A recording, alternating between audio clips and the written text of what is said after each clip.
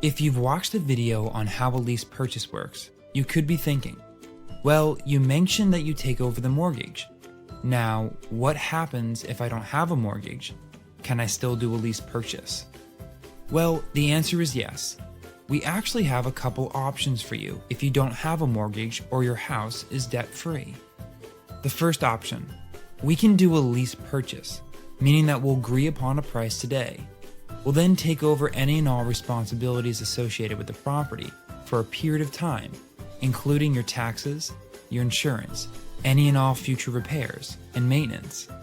Since you don't have any mortgage payments, we're going to be making an agreed monthly payment to you on top of your taxes and your insurance.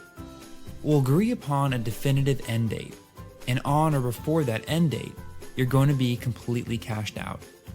Now, in this option, the title is going to transfer at the end of the term. In the second option, we are going to buy your property, what we call owner financing. This means that we're going to agree upon a price today. We're then going to close on the property. We will then make monthly payments to you for your equity with a balloon date. On or before that balloon date is due, you're going to receive a lump sum.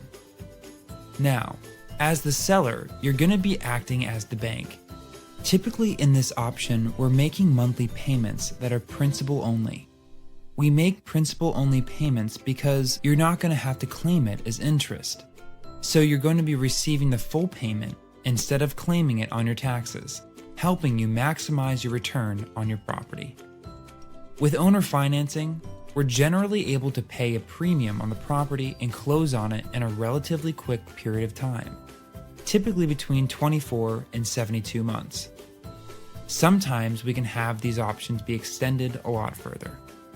We're here to buy from sellers just like yourself, maximize returns, and get you relieved from the property with no responsibilities.